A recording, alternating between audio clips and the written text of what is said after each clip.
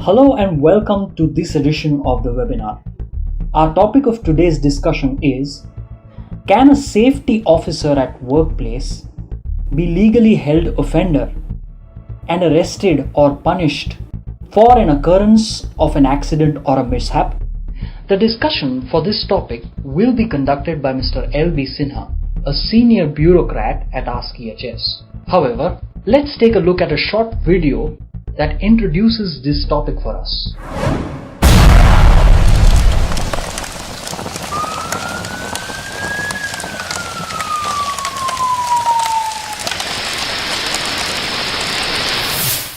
We have been listening to various cases where after the fatality on the site, the police and the civil administration have searched for the persons who hold the responsibility for the safety performance.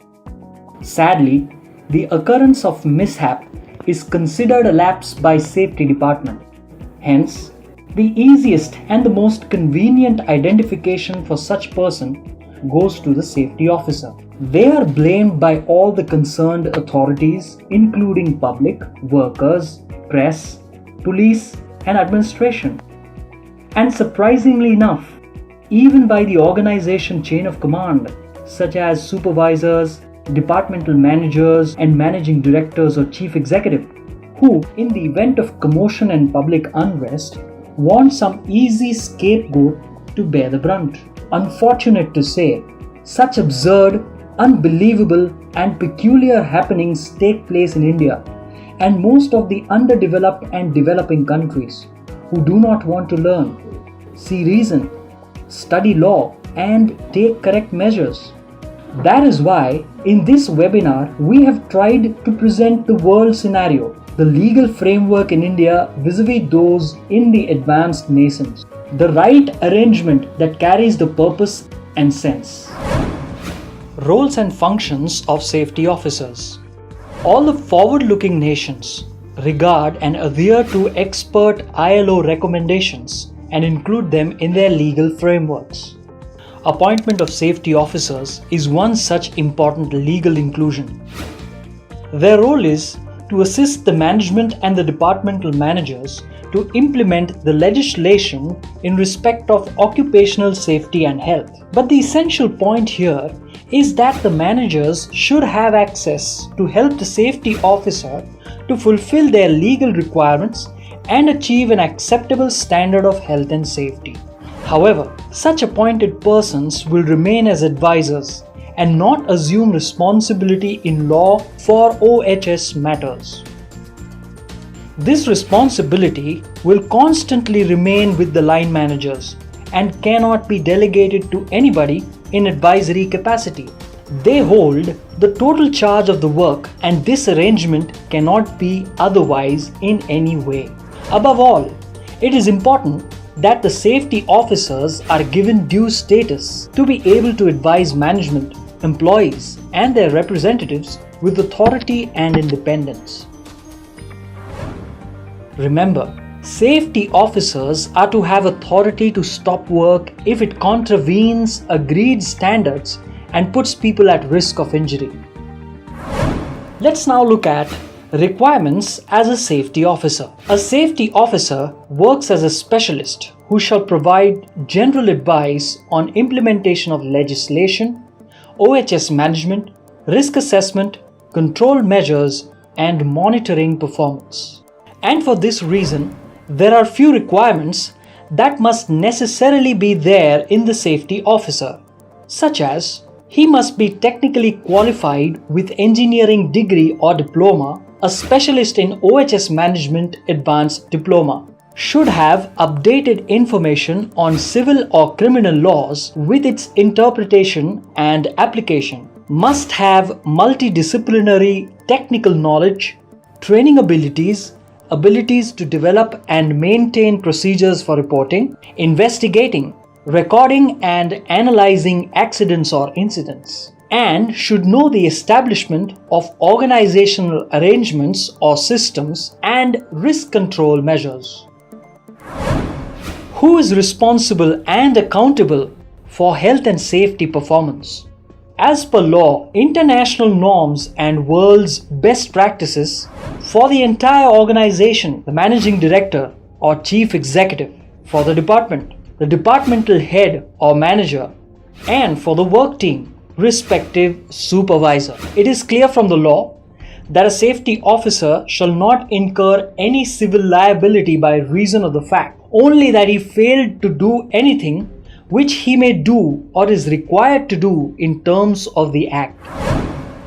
Duties of a safety officer. As per Indian Factories Act 1948 and associated state factory rules, Section 40B and subsequent state factory rules, for example, the Odisha Factory Rules 1950 Rule 61. The duties of a safety officer shall be to advise and assist the factory management in the fulfillment of its obligations, statutory or otherwise, concerning prevention of personal injuries and maintaining a safe working environment. The other duties that shall be included are: advise the concerned departments in planning and organizing measures necessary for the effective control of personal injuries, recommend on safety aspects in all job studies, and to carry out detailed job safety studies of selected jobs.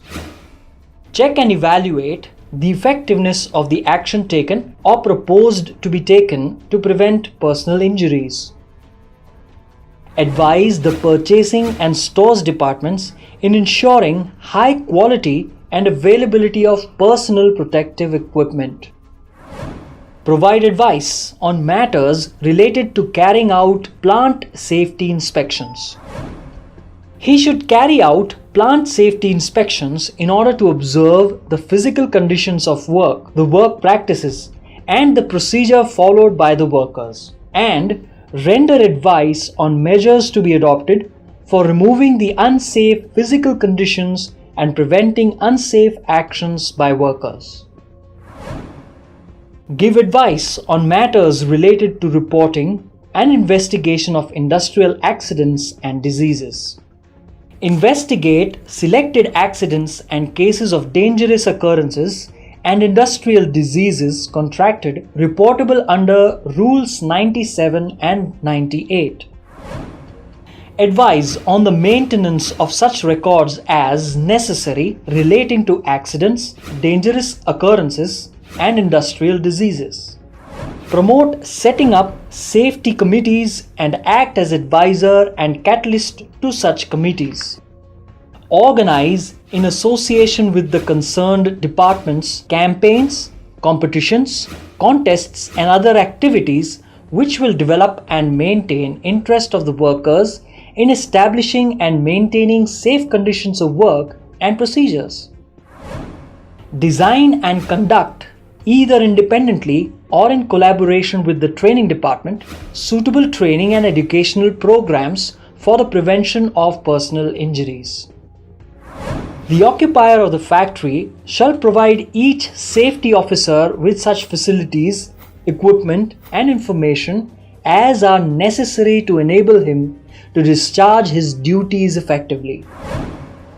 No safety officer shall be required or permitted to do any work which is inconsistent with or detrimental to the performance of the duties prescribed in Sub-Rule 3.